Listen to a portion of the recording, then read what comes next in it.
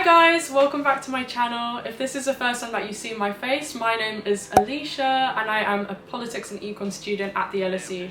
But today we've got a famous person in the building. Go that far. Hi, my name is Imogen. I am a third year geography with German student, also at London School of Economics. So today we've got a really exciting collab. We're first going to film a video on the 5 things that we love about LSE, and then we're going to go on to say the 5 things that we hate about LSE, just to keep it honest and real. Yeah. And then we've also got some exciting videos on your channel.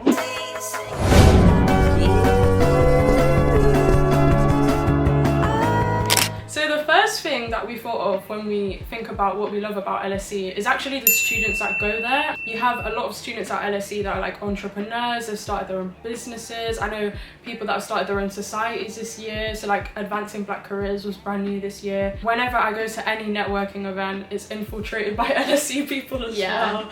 Like if you log onto LinkedIn, I'm sure you'll see one LSE person has like gone to the moon or something. Yeah, honestly, every day I get more and more requests from like random people, and I'll just see where they go to uni, and I'm like, oh, classic LSE students, connecting with you. But no, there's a real sense of community, I think. And like you say, like LSE is one of those places where you don't just do your degree, like you have all this other stuff going on, and it's like, so what societies are you in? So even though everybody's super stressed and super busy all the time, they're also part of about 7 different societies at the same time, and like everybody knows everybody. Also because it's a small uni. Like that's one of the things I love about it. Exactly. Like we have, what, I think it's something like, this could be wrong, 5,000 undergrads, which realistically, I'll take your word for it. You know most of the people who are in your year, and if you don't know them directly, you know somebody who lived with them in first year or whatever. That's like true. It's got that kind of like small feel, whereas I know there are other universities where you've got like 30,000 students, and I feel like such a small fish in a big pond. Or you have some unis where their campus is spread all over the world, like King's, maybe. I saw it LSE memes page the other day, and it was like things LSE students love. Number 1, LinkedIn, which is just classic. Number 2, slandering against Kings.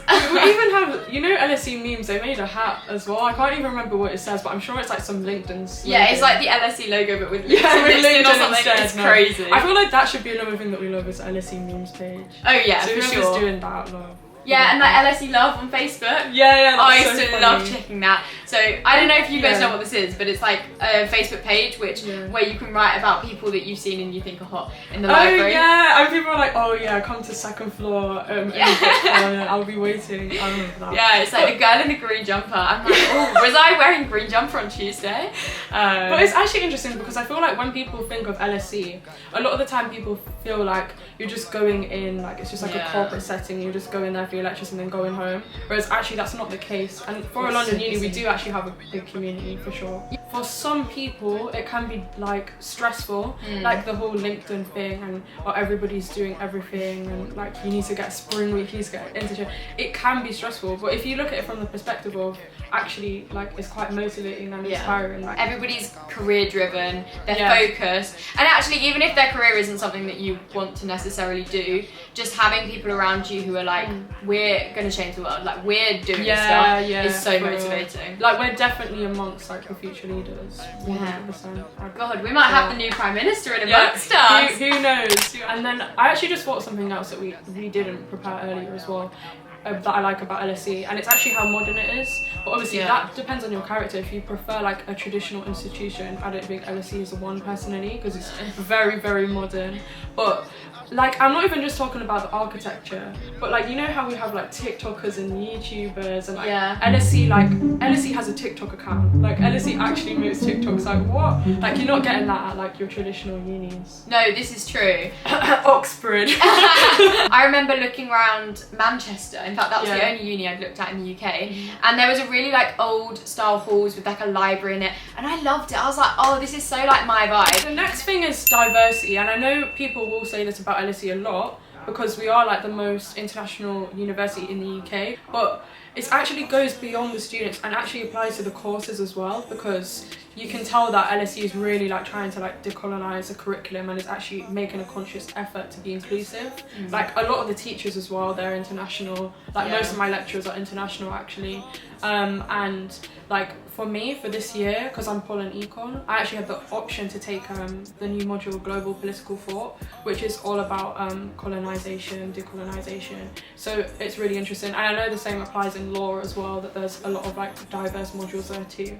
Yeah, we've got the same in geography for sure. But yeah, like it does have this kind of commitment to like being a global university, and not just in terms of like its student population, but also in terms of what it's teaching. And there's a real focus on like situating what we're learning in like the current political like global climate and stuff. And I think it's what you're saying with modern, like it's a modern university, but it's also modern in its thinking, and it's quite forward thinking. Exactly. And that's definitely a pro. Like even LSE's slogan, I know this might sound cheesy, but like it's understanding the causes of things. And like one of the biggest things, we're a social science university, LSE has to understand on inequality and like how inequality works. And so that is really reflected in the modules that they teach as well. Yeah, for sure.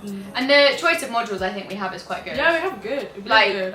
I really like my modules this year. It's actually really important as well to obviously have like diverse modules, diverse teaching and diverse students with social sciences especially, because it's not like we're just doing maths, something that's theoretical. Like when you're learning like economics, politics, even geography as well, like you actually need that diversity to make you like a well-rounded future leader, especially because like we said, there's going to be a lot of future leaders coming out of LSE, so the fact that we have that diversity is really nice. Like we're sat in a room, and I'm sat in a room with a student from, I don't know, Nigeria, I'm sat in a room with a student from Singapore, I'm sat in a room with a student from just down the road. Like it really is like they all bring their own experiences and something different to the table. So the conversations you're having aren't this like completely based on like what we've experienced in the UK education system. Instead, like if I'm talking about, I don't know, education policy in one of my geography classes, like somebody's able to tell me how their education system differs from mine, and that's really interesting. Yeah, I really like having like those tangible examples as well from different people's experiences in different countries. If you apply to do politics, at least I can speak for that because I'm doing politics, your seminars will be discussion based.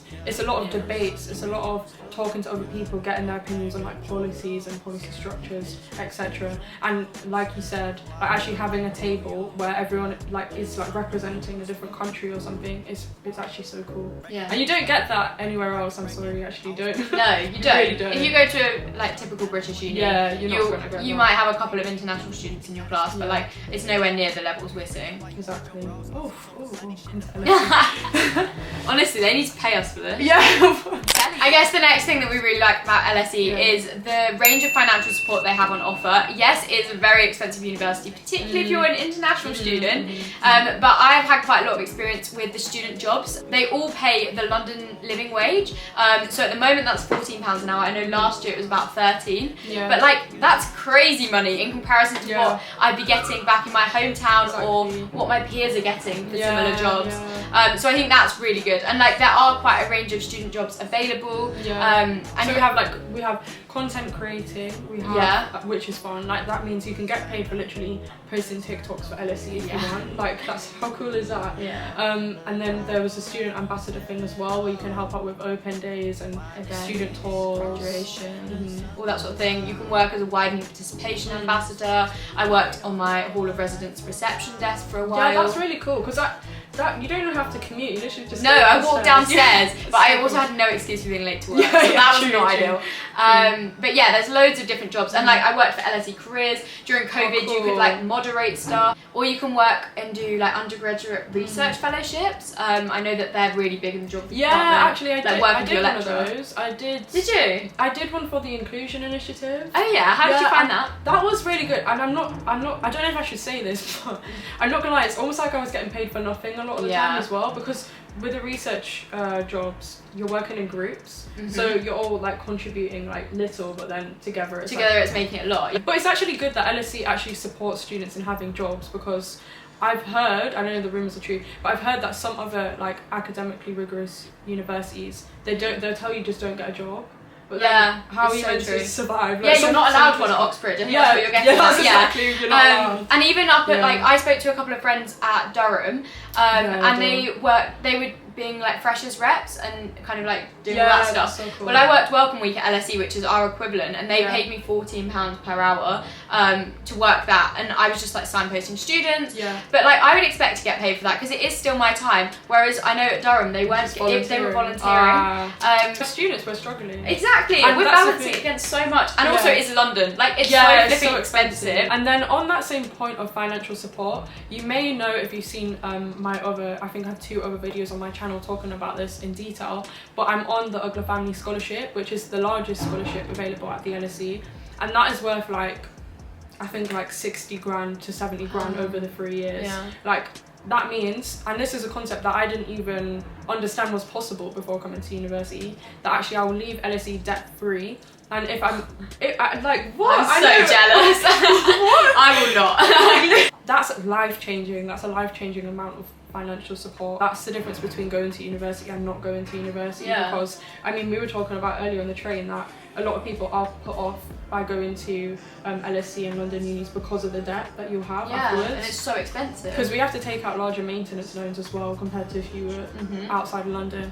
And there's so many scholarships. Ugla Family is not the only one. Like one of my best friends, she just went to America with her scholarship on the Laidlaw scholarship. Like they literally paid for a whole trip to America. Like that's so crazy. Cool.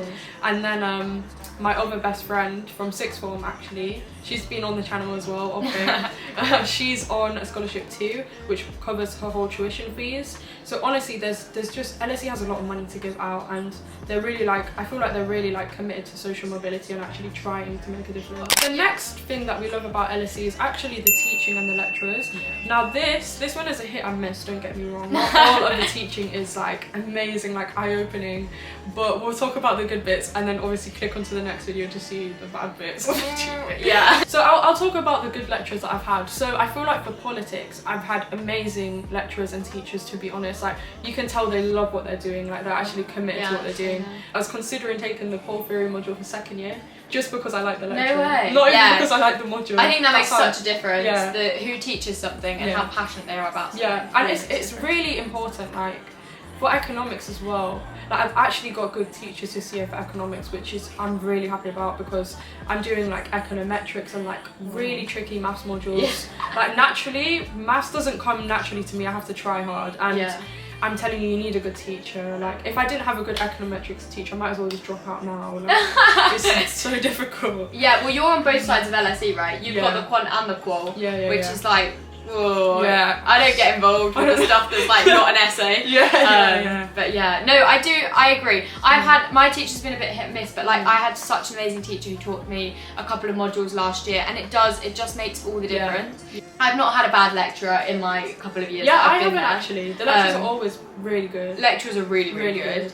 And whilst like some of the admin side of stuff is not amazing, like on the whole, the actual teaching that you're getting, like it is worth it. It's worth the hype, and I think that's what LSE at the end of the day is known for. I'm not sure if every university has it, probably, but we have office hours, and we're really encouraged to go to those as well. And that means that you can literally book these as much as you want. You could go like 5 times a week if you want to, and you actually get to have a one-on-one with the lecturers. And the good thing is actually, you don't have to book an office hours with someone that teaches you. You can book an office hours with anybody if you just like maybe some research interests that they've done and you want to talk to them more about like, oh, they specialise in public policy and you want to have a chat with them, you can do that. And the office hours help. Like, have you been to a few as well? I've been to a couple. I don't use them that much. I should. I want to use them more. That's what everyone says.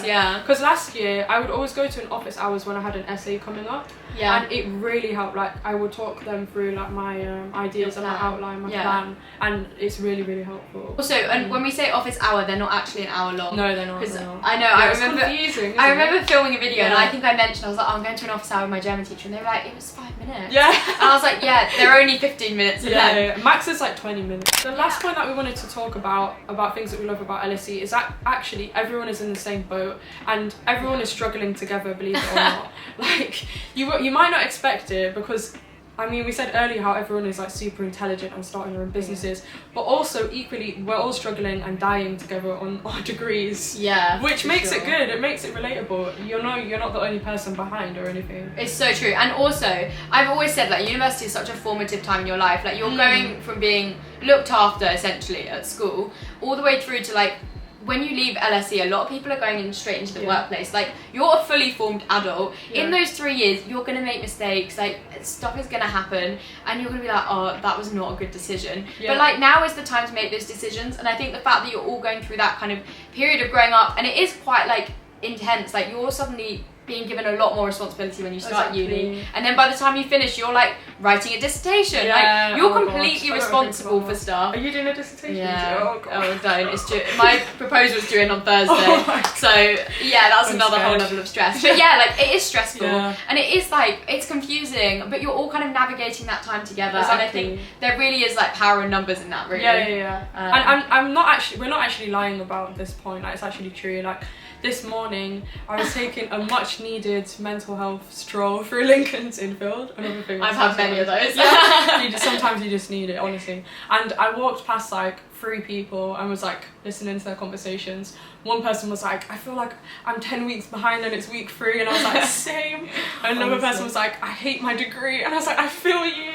Like, honestly, yeah, it's really nice to have that. Yeah, it's nice to feel like you're not the only one who's like juggling 700 things at once. Because I mean, like for me and you, like balancing YouTube is definitely a balance, and then you've got all your other stuff going on. If I wasn't in the same boat as everybody else, and I didn't feel like we were all kind of in it together, like just about keeping above water with our reading, I'd find that quite isolating. I think that's it for what we love about LSE. Make sure to click onto part 2 now, where we're going to talk about the things we hate. Also, while you're at it, make sure that you subscribe to Imogen's channel if you're not already. And if you're not subscribed here, what are you doing? Subscribe right now. Get on it. Okay, cool. See you guys in the next part. Bye. Oh gosh, which one am I doing? So I guess the next thing that we absolutely love, well, absolutely love is quite strong. Make sure you Oh, whoa. I don't really have a personality outside of LSE. It's embarrassing, isn't it? Yeah. I think smart. So. I didn't know that. There you go. Or maybe I just made it up.